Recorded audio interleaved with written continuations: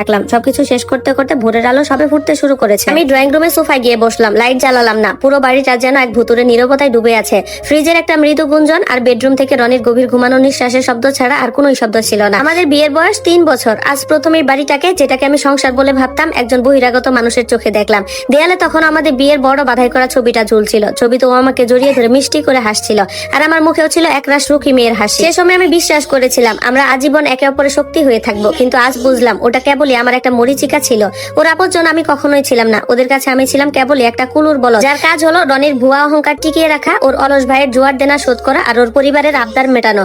অথচ নিজের অধিকারের কথা বলতে গেলেই আমি পর হয়ে যাই। হঠাৎ করে সোফায় রাখা আমার ফোনের স্ক্রিনটা জ্বলে উঠলো। কোম্পানির অ্যাডমিন ডিপার্টমেন্ট থেকে একটা মেসেজ এসেছে। প্রিয় দিয়া, আপনার ফ্লাইট বুক করা হয়েছে। আজ দুপুর 2টায় হযরত শাহজালাল বিমানবন্দর থেকে আপনার ফ্লাইট। আপনার যাত্রা শুভ হোক ম্যাম।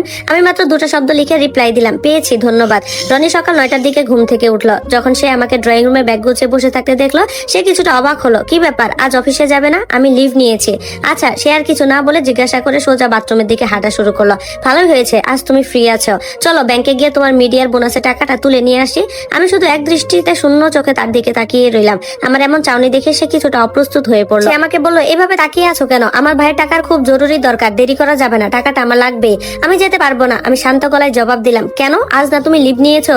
সে তার গলার আওয়াজ এক চোটে বাড়িয়ে দিল। আমি বললাম, আমার একটা জায়গায় যাওয়ার আছে। সে আমাকে বললো, আমার ভাইয়ের এই বিপদের চেয়েও বড় কোনো কাজ আছে তোমার? সে তার ধৈর্য হারিয়ে চেঁচিয়ে উঠলো। আমি একটা দীর্ঘশ্বাস নিলাম, সোফা ছেড়ে উঠে দাঁড়ালাম এবং সরাসরি ওর চোখের দিকে তাকালাম। হ্যাঁ রনি, জীবনে তোমার ওই পরজীবী পরিবারের চেয়ে অনেক গুরুত্বপূর্ণ জিনিস আছে, আর এখন সময় এসেছে নিজের কথা ভাবার। কি আজে বাজে কথা বলছো? সে হাতে সেবারটা নাড়াতে নাড়াতে চিৎকার করে উঠলো। মুখটা রাগে লাল হয়ে গেছে। তুমি কি পাগল হয়ে গেছো দিয়া? আমি তো শুধু তোমার বোনাসের টাকাটা চাচ্ছি, এটা আমার ভাইয়ের ভবিষ্যতের জন্য। আমি ওকে আর কোনো উত্তর দিলাম না। আমি দরজার দিকে এগিয়ে গেলাম। হ্যান্ডব্যাগটা কাঁধে নিয়ে দরজার আড়াল থেকে বড় ট্রলি ব্যাগটা টেনে বের করলাম। সে বিশাল ট্রলি ব্যাগটা দেখা মাত্রই রনি হঠাৎ থমকে গেল। ওর চোখ দুটো চড়ক গাছ হয়ে গেল। এই ব্যাগ নিয়ে তুমি কোথায় যাচ্ছ? আমি কোম্পানির কাজে 6 মাসের জন্য আমেরিকায় যাচ্ছি। দরজাটা খুলতে খুলতে আমি খুব শান্তভাবে বললাম। সে উপহাসের ভঙ্গিতে জোরে হেসে উঠল। তার গলার স্বরে তখন অহংকার। আমেরিকা?